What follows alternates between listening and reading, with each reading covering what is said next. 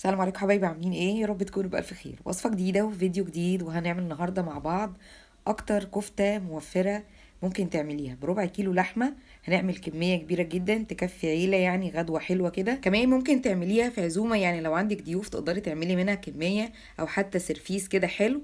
ونقدر نشيلها كمان في الفريزر، يعني نفرزها هتنفعنا في اي وقت. زي ما انتم شايفين مش شاربة زيت خالص، شكلها حلو قوي، ريحتها وطعمها حلوين جدا. وعلشان تعرفي عاملينها ازاي خليكي معايا لاخر الفيديو وما تنسيش اللايك، ويلا بينا. اول حاجة عندي هنا 3 معالق كبار من فول الصويا، او 50 جرام، ده لو بالوزن يعني بيجي بالشكل اللي انتم شايفينه ده. هنا بقى ببتدي انزل عليه كوبايه سخنه من الميه، بسيبه بس 5 دقايق، بتكون طريت، وكمان الحجم بتاعه الضاعف هتشوفوه دلوقتي. هنا بقى زي ما قلت لكم 5 دقايق بالظبط، وبصفيه كويس جدا جدا من الميه، يعني مش عايزه يبقى فيه ولا نقطه ميه خالص. ده بيبقى شكله بعد النقع وكمان بعد التصفيه. عايزه اقول لك كمان هو في قلب الكفته طعمه ما بيبقاش واضح خالص، اللي بيبقى واضح معاكي طعم اللحمه نفسه وبقيه المكونات.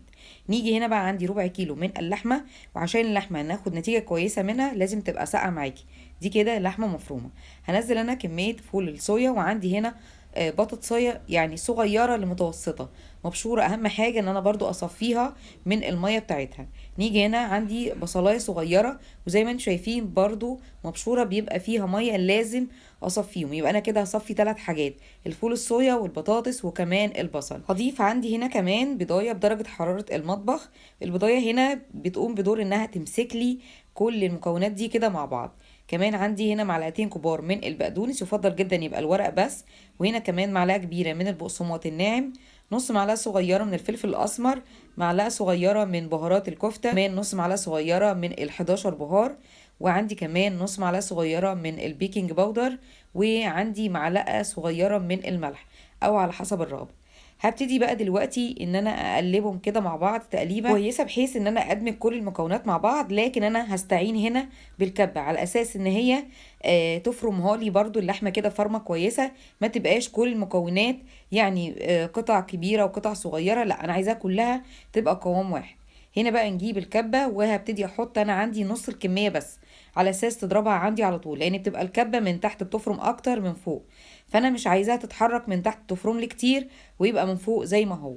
فلما بنحط حاجات صغيره، كميات صغيره كده في الكبه، بتفرمها بشكل اسرع وما بتاخدش وقت خالص. ما بنضطرش يعني ان احنا نضربها كتير قوي. هنا بقى زي ما انتم شايفين بضربها ضربتين، وبجيب كده من على الجناب، بحيث انها كلها تنزل معايا وتتفرم معايا في وقت واحد، وكمان ما تبقاش في حاجه عندي خشنه وحاجه ناعمه. هنا بقى زي ما انتم شايفين ما بتكملش حتى دقيقه كده، وبتبقى ظبطت معايا. اول ما بتلف معاكي الكبه بالشكل ده، اعرف ان هي برضو اتفرمت بشكل كويس جدا. انا مش عايزه ابالغ قوي في حته الفرم دي، بس اول لما بتلف معاكي سكينه الكبه بالشكل ده خلاص بيبقى تمام جدا. هنا بقى زي ما انت شايفه خلصت عندي الكميه كلها. هنا بقى اول ما خلصت حطيتها عندي في بوله بالشكل ده.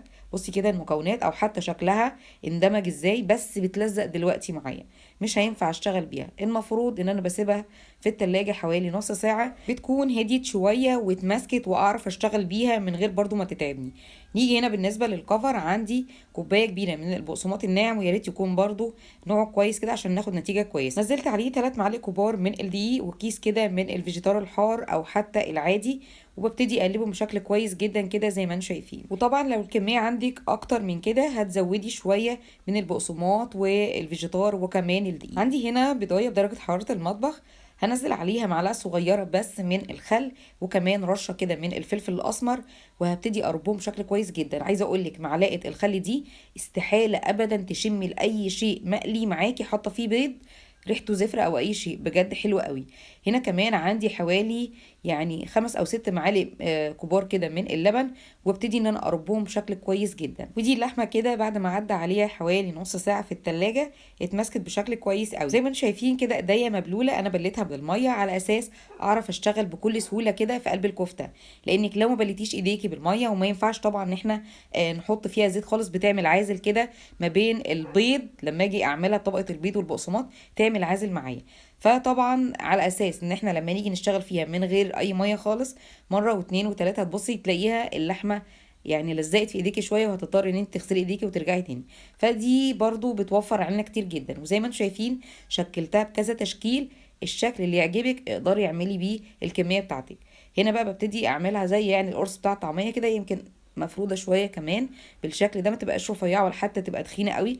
عايزه اقول لكم اي لحمه واي كفته لازم تكش معاكي شويه، ده طبيعي جدا على فكره، يعني مش حاجه غريبه ولا اي شيء. عايزه اقول لك بقى الكفته ديت بجد من الحاجات اللي هي طعمها حلو قوي يعني، وسهله كده وكمان موفره معاكي. يعني زي ما قلنا من ربع كيلو لحمه عاملين غدوه حلوه وما كلفتناش كتير يعني، ولا حتى مكونات كتير، هتلاقي كلها عندك في قلب البيت. كمان لو عندك عزومه، بالنسبه لعزومات رمضان او يعني لو عندك حتى عزومه في ايام عاديه، تقدري برضو تدخلي الصنف ده كده مع بقيه الاكل اللي انت هتعمليه، وبجد مشرف جدا. عملت طبعا الكميه اللي انتوا شايفينها دي حوالي يعني 19 او 20 مش فاكره قطعه من اللي انتوا شايفينهم دول، بجد حلوين جدا وكمان موفرين. ملحوظه صغيره كده احب اقول عليها بالنسبه للبيض اللي بنربه كويس جدا كده مع اللبن، برضو بيفضل فيه قطعه الزلال الكبيره ديت، وبتضايقنا جدا في التشكيل وبتلزق كده في اي حاجه سواء بانيه او كفته او اي حاجه لما بنيجي نعملها. هعمل ايه؟ اجيب عندي البيض واصفيه بمصفى، الزلال ده هيفضل في المصفى والبيض عندك هيبقى صافي كده زي الميه، تقدري تشتغلي بيه من غير مضايقه ولا اي شيء.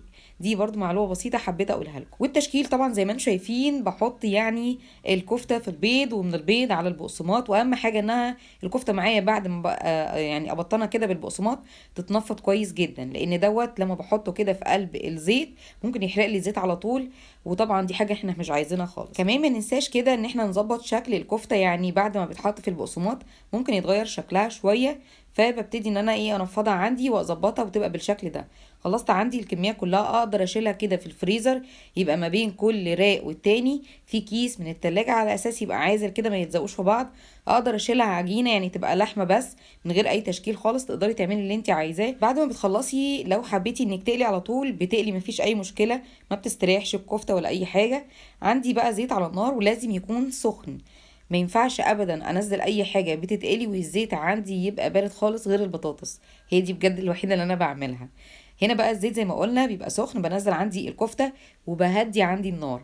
النار ما ينفعش ابدا تبقى عاليه ولا متوسطه مثلا لعاليه، لازم تبقى متوسطه لهاديه، الكفته تاخد تسويه كويسه، وكمان الزيت ما يتحرقش ولا هي تتشعوط منك وتبقى من جوه نيه. الحاجات دي برضو لازم ناخد بالنا منها كويس جدا، ومن وقت للتاني لازم نقلبها بشكل مستمر قوي، لان هي برضو بتاخد لون على طول. زي ما انتم شايفين ببتدي ان انا اقلب فيها، وزي ما قلنا برضو هي هتخس معاكي شويه وده طبيعي جدا. بعد ما خدت بقى اللون الذهبي الجميل ده من فوق ومن تحت زي ما انتم شايفين، هبتدي دلوقتي ان انا اشيلها. الكفته كمان من الحاجات اللي انا بشيلها على صفايه بالشكل ده، ما بحطهاش على مناديل ولا اي شيء، بس عايزه اقولك ما بتشربش ولا نقطه زيت، بصفيها بالشكل اللي انتم شايفينه ده، وبكمل طبعا كل الكميه بالطريقه ديت. وبكده يبقى خلص معايا الفيديو النهارده، اتمنى يكون عجبك وتجربي الكفته الجميله دي وكمان موفره. ما تنسيش اللايك والاشتراك وللمتابعه فعلى زر الجرس على الكل علشان يوصلك كل جديد، وسلام عليكم.